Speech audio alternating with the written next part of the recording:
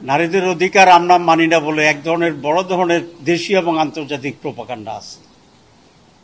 আমরা বলেছি in principal Jamaat Islami পার্লামেন্টের নারীর আসন 100 হোক, এ ব্যাপারে আমরা একমত, এবং এটা যাতে সহজতর করা যায় নারীদের জন্য আমরা সেভাবে বলেছি।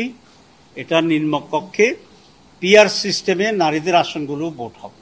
এখানে এজেন্ডা হিসাবে প্রায় 60টি দেওয়া হয়েছে, কিন্তু আলোচনা চলছে একটি এজেন্ডার উপরে এখন পর্যন্ত, সেটা হচ্ছে নারীদের আসনের ব্যাপারে সে আলোচনাটা হচ্ছে।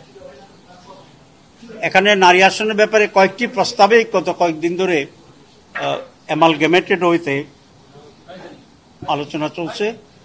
বাংলাদেশের প্রথম 5D AI ইনভার্টার যুক্ত সর্বোচ্চ বিদ্যুৎ সাশ্রয়ী যমুনা এয়ার কন্ডিশন। একটা ব্যাপারে আমরা সকলে একমত হয়েছি, ইনক্লুডিং জামাত ইসলামী এবং অন্যান্য ইসলামী দল, যাদের ব্যাপারে নারীদের অধিকার আমরা মানি না বলে এক ধরনের বড় ধরনের দেশীয় এবং আন্তর্জাতিক প্রোপাগান্ডা আছে। আমরা যখন ইউরোপ আমেরিকা যাই বা অন্যান্য দেশের ডেলিগেশনরা যখন আমাদের অফিসে আসে মেইনলি সব জায়গায়, তারা 3-4টা প্রশ্ন কমন করে।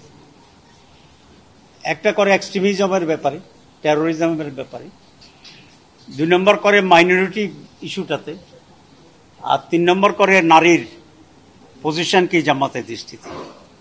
এখন যারা মাঝে মধ্যে আসে, আমি বলি, প্রশ্ন করতে চাইলে বলি যে আপনাদের প্রশ্ন তো 4টা, আমি বলে দিই, কারণ এত বেশি কমন প্রশ্ন এগুলো।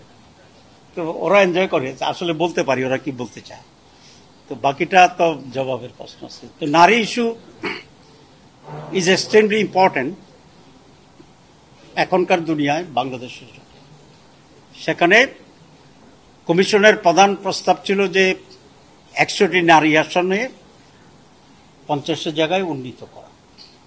আমরা বলেছি ইন প্রিন্সিপাল জামাত ইসলামী পার্লামেন্টের নারীর আসন 100 হোক, এ ব্যাপারে আমরা একমত, এবং এটা যাতে সহজতর করা যায় নারীদের জন্য আমরা সেভাবে বলেছি।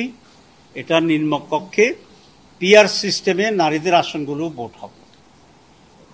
পুরাটাই আমাদের পিআর সিস্টেম চাই আমরা, আপার হাউস হোক লোয়ার হাউস হোক, স্পেশালি নারী আসনগুলোর ব্যাপারে আমরা জোর দিয়েই সেটা বলছি। তাতে করে নারীদেরকে আর কনস্টিটিউয়েন্সি ওয়াইজ যে হ্যাজার্ড আছে, যে ট্রাবল আছে, এবং 3 times বিগার দেন দি মেলস পার্লামেন্টারি এরিয়া, এখান থেকে তাদেরকে রেহাই দেওয়া যায় সম্মানের সাথে। তবে 100টি আসন তাদের জন্য নিশ্চিত করা যায় থ্রু পিআর সিস্টেম। এটা নানাভাবে আলোচনা চলছে এখন। কেউ বলেছে 50% আগের মতো রিজার্ভ থাকবে, আর 50% ডাইরেক্ট ইলেকশনের প্রতিটি দল 5% করে নারী আসনে মনোনিবেশ করবে। আমরা এটা একটুখানি ডিফার করেছি এই রিস্ক ভেবে যে আমরা 5% করে, ধরেন 10টি দল ম্যাক্সিমাম ক্যান্ডিডেট দিতে পারবে, তো 5 দল থেকে 50 জন পার্লামেন্ট মেম্বার ক্যান্ডিডেট হবে। কিন্তু দেখা গেল যে নারীরা জিতলো না, তো তাহলে তার ইনক্রিজ করলো না, ক্যান্ডিডেট হলো এমপি হলো না। There remains the risk of winning. তা আমরা এই পয়েন্টটা সেখানে বলছি, এটা উইকনেস আছে, এটাকে রিপেয়ার করতে হবে। কারণ হচ্ছে, ধরেন বিএনপি এক জায়গায় নারী আসন দিছে, ক্যান্ডিডেট দিছে, আর একটা দল সেখানে একটা স্ট্রং পুরুষের ক্যান্ডিডেট দিয়ে দিবে, তো আলটিমেটলি সাফার করবে নারী পার্লামেন্ট মেম্বার সংখ্যার দিক থেকে। আমরা বলছি সব ফাঁক ফোকর সব ঝালাই করে নারীরা প্রতি বছর যাতে 5টি করে membership from each political party ক্যান্ডিডেটসের মাধ্যমে যাতে জিততেও পারে, সেরকম কোনো ধরনের একটা সিকিউরিটি ব্যাকআপ করা যায় কিনা সেটা ভাবতে হবে। এটা আমাদের সর্বশেষ এই বিষয়ে আলোচনা।